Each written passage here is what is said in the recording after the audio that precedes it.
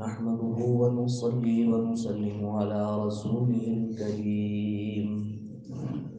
أما بعد فأعوذ بالله من الشيطان الرجيم. بسم الله الرحمن الرحيم.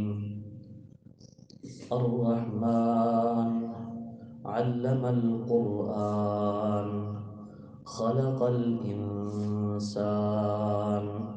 علمه البيان صدق الله العظيم.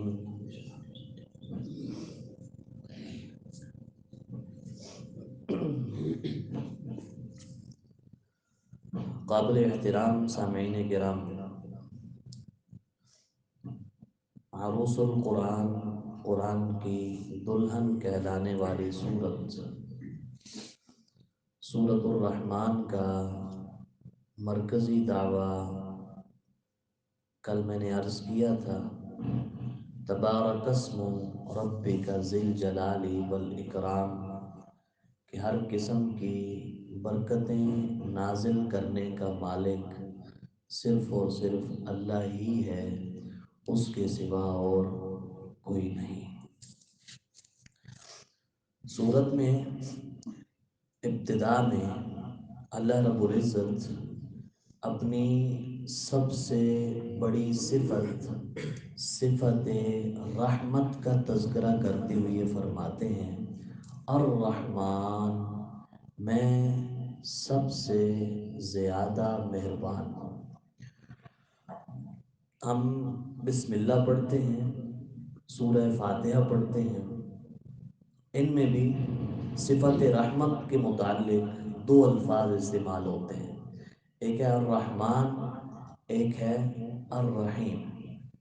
مفہوم دونوں کا رحمت کرنے والا ہے، لیکن علماء کرام نے ان میں بڑا پیارا سا فرق لکھا ہے کہ رحمان اس ہستی کو کہتے ہیں جس کی رحمت عام ہو، سب پر ہو، اور رحیم اس ہستی کو کہتے ہیں جس کی رحمت خاص ہو، تام ہو اور مکمل ہو۔ چنانچہ عرب کہتے ہیں، یا رحمان الدنیا و رحیم الآخرہ، اے وہ ذات جو دنیا کے اعتبار سے رحمان ہے اور آخرت کے اعتبار سے رحیم ہے۔ کیا مطلب؟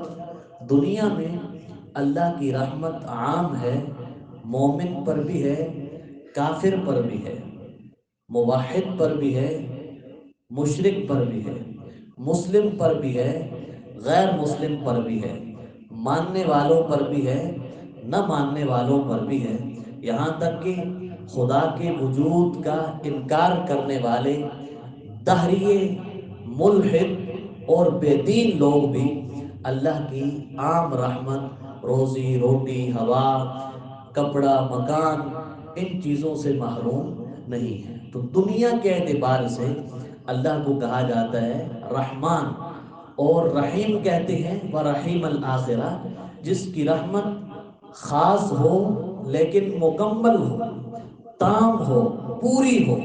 تو آخرت کے لحاظ سے اللہ کی ذات رحیم ہے کہ آخرت میں دن قیامت کے صرف ماننے والوں پہ رحم ہوگا، جنہوں نے اللہ اور اس کے پیغمبر صلی اللہ علیہ وسلم کی بات نہ مانی، وہ آخرت میں قیامت کے دن کسی قسم کی رحمت کے مستحق نہیں ہوں گے۔ لیکن وہ رحمت ہوگی کتنی؟ حدیث پاک میں آتا ہے اللہ نے اپنی رحمت کے 100 حصے کیے۔ کتنے حصے جی؟ 100 حصے کیے ہیں۔ 100 میں سے ایک حصہ اس نے دنیا میں تقسیم کیا ہے، اور حدیث میں آتا ہے کہ اسی اللہ کی عطا کی ہوئی رحمت کی وجہ سے والدین کے دل میں اولاد کی محبت ہوتی ہے، بہن بھائیوں کے دل میں ایک دوسرے کے لیے پیار ہوتا ہے۔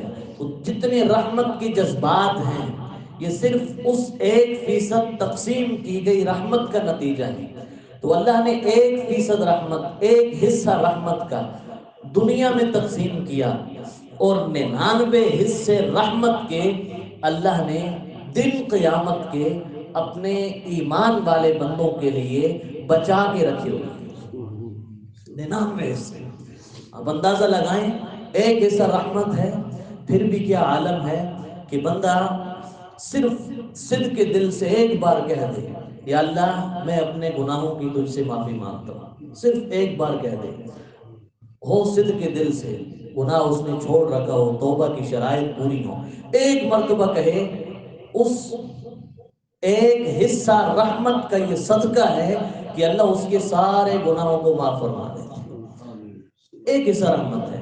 ایک ندامت کا قطرہ آنکھوں سے بہہ پڑے، اللہ اپنی رحمت کا دریا بہا کے بندے کی ساری خطاؤں کو معاف کر دیتا ہے. یہ صرف 1% حصہ رحمت کا، اس کا ثمرہ ہم دنیا میں حدیث پاک کی روشنی میں پڑھتے ہیں. تو 99 حصے اس نے آخرت میں بچا کے رکھے ہوئے ہیں.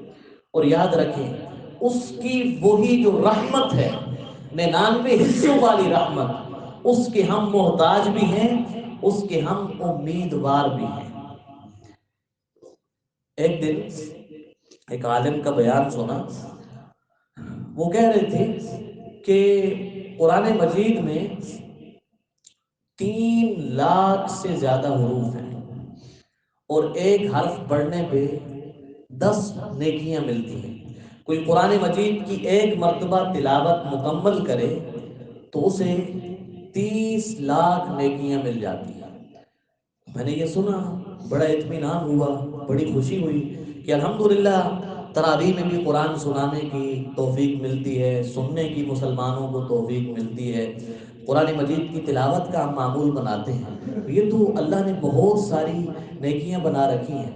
تو مجھے عجیب سی مسرت اور خوشی کا احساس ہوا، لیکن فوراً ہی درست رہنمائی اللہ کی طرف سے یوں کی گئی کہ کبھی بھی نیکیوں کی کثرت کی طرف انسان کو متوجہ نہیں ہونا چاہیے، نیکیوں کی کثرت پہ انسان کو مطمئن نہیں ہونا چاہیے.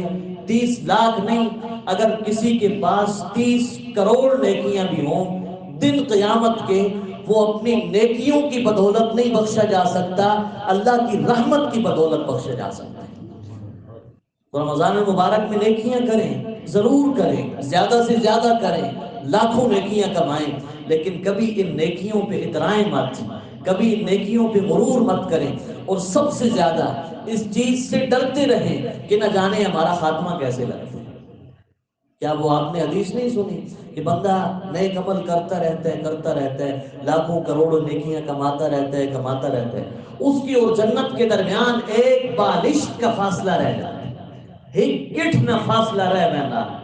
اللہ کی تقدیر غالب آتی ہے، اس سے کوئی کلمہ کفر صادر ہوتا ہے اور اس کی ساری نیکیاں ختم اور برباد کر دی جاتی ہیں. حسن خاتمہ کی دعا سحر و افطار میں ضرور کیجئے.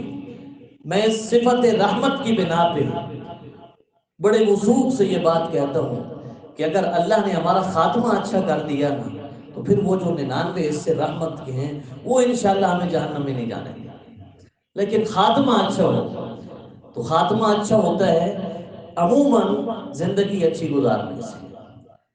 جو اچھی زندگی گزارتا رہتا ہے، جس کی اکثر اوقات اللہ کی فرما برداری میں ہوتے ہیں، اللہ کی بات ماننے میں ہوتے ہیں، نبی کریم صلی اللہ علیہ وسلم کی سنت زندہ کرنے میں ہوتے ہیں، تو اس کو حسن خاتمہ بھی نصیب ہوتا ہے، اچھا خاتمہ نصیب ہوتا ہے. اور جو بندہ عمومی احوال میں نافرمانیوں میں رہتا ہے، ہر وقت اللہ رب العزت کی بغاوت کرتا رہتا ہے، سرکشی اس کا معمول بن جاتا ہے، گناہ اس کی فطرت بن جاتا ہے، تو عموماً اس کو اچھا خاتمہ نصیب نہیں ہوتا. تو ہم نے حسن خاتمہ کی کوشش کرنی ہے، پھر اللہ نے 99 حصے رحمت کے میرے اور آپ کے لیے سنبھال کے رکھے ہوئے ہیں. امام الانبیاء صلی اللہ علیہ وسلم نے سیدہ عائشہ صدیقہ رضی اللہ تعالی عنہا کے سامنے یہ ذکر فرمایا کہ عائشہ، کوئی بھی بندہ اپنے عملوں کی وجہ سے جنت میں داخل نہیں ہو سکتا.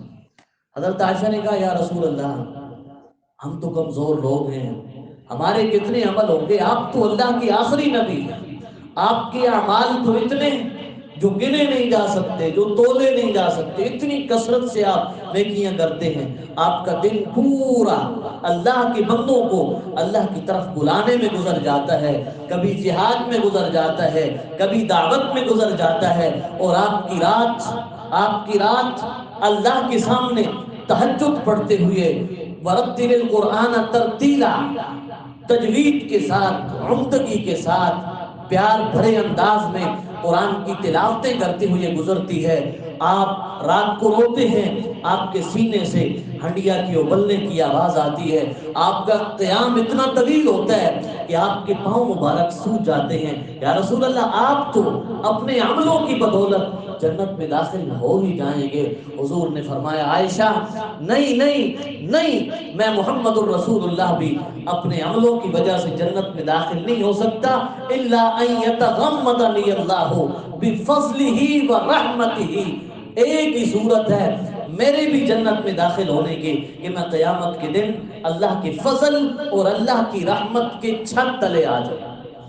اللہ کے فضل اور اللہ کی رحمت کے چھت تلے آ جاؤں، تب مجھ محمد الرسول اللہ صلی اللہ علیہ وسلم کی بھی بخشش ہو سکتی ہے.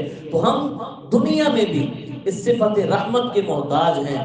روزی روٹی ہمیں چاہیے، ضروریات کی تکمیل چاہیے، اپنے جائز خواہشات کی تکمیل چاہیے. یہ سارا کا سارا اللہ کی رحمت سے ممکن ہے. اور آخرت کے اندر بھی ہم اللہ کی رحمت کے مستحق بنیں گے اور اس سے حصہ لیں گے، تبھی ہمیں کامیابی ملے گی، تبھی ہمارا بیڑا پار ہوگا. اس لیے اللہ سے اپنی رحمت کی دعا کیا کیجیے.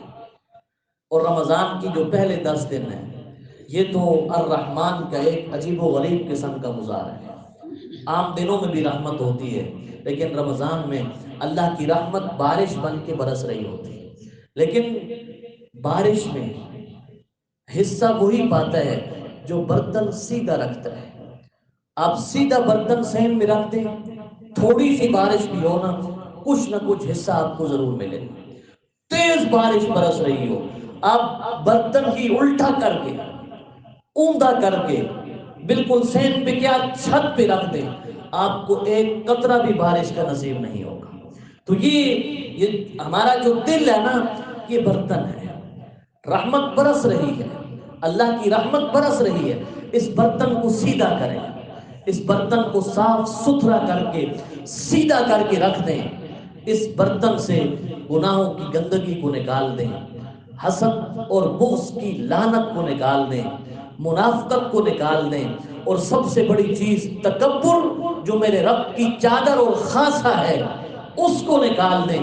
یہ صاف ستھرا برتن سیدھا رکھ کے دیکھیں، اللہ نے اسے اپنی رحمت سے بھر نہ دیا تو پھر کیا؟ وہ تو برسا رہا ہے بارش.